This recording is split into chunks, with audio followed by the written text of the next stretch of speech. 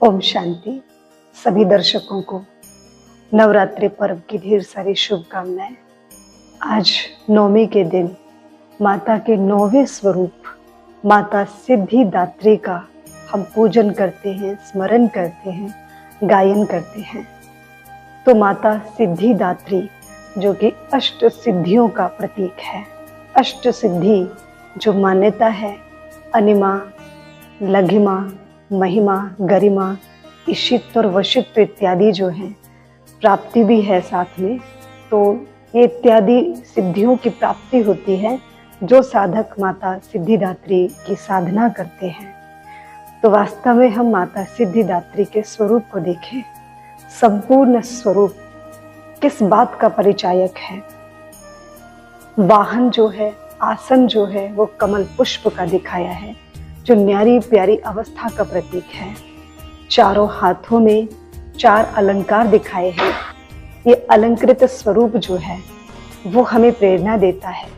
चक्र है स्वयं के दर्शन करने का प्रतीक, आत्मदर्शन, स्वयं दर्शन, सेल्फ एनालाइज करने का प्रतीक है। वहीं पर कमल का पुष्प न्यारी प्यारी अवस्था का प्रतीक है, संसार में रहते हुए संसार से उपराम वृत्ति का प्रतीक है। तो शंख जो है वो ज्ञान नाद का प्रतीक है। परमात्मा पिता से ज्ञान अर्जन करने के पश्चात जो ज्ञान हम अपने अनुयायियों को बांटते हैं, भक्तों को देते हैं, परमात्मा के बच्चों को देते हैं, उसका प्रतीक शंख है। सुमधुर शब्दों के द्वारा, मधुर वाणी के द्वारा परमात्मा का दिया हुआ ज्ञान हम दूसरों तक पहुंचाते हैं, उसका परिचायक शंख है। गदा शक्ति और सामर्थ्य का प्रतीक है। तो इस तरह से हम देखते हैं कि ये चारों ही अलंकार माता के जीवन का परिचायक है कि उस जो परमात्मा पिता से शक्तियों को, स्वयं को देखने का, स्वयं के अवलोकन करने का एक सामर्थ्य जुटा पाती है, तो वो परमपिता परमात्मा की याद से ही ये सक्षम है, ये प्रदान हो सकते हैं।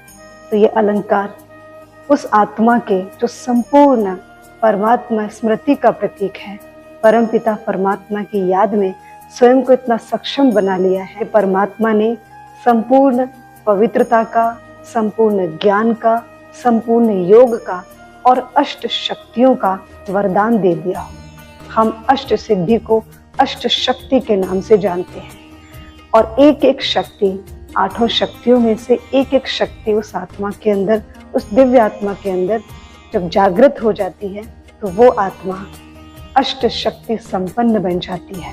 उन अष्ट शक्तियों में से हम नाम लेना चाहेंगे विस्तार को संकीर्ण करने की शक्ति, सहन करने की शक्ति, समेटने की शक्ति, परखने की शक्ति, निर्णय करने की शक्ति, समाने की शक्ति, सहयोग शक्ति इत्यादि जो शक्तियां हैं, ये सभी उस आत्मा के अंदर परमात्मा पिता की याद से इस तरह से समावेश हो जाती हैं कि जीवन के प्रत्येक क्षेत्र में स्वयं को सक्षम, सुलभ और दृढ़ता संपन्न बना लेते हैं।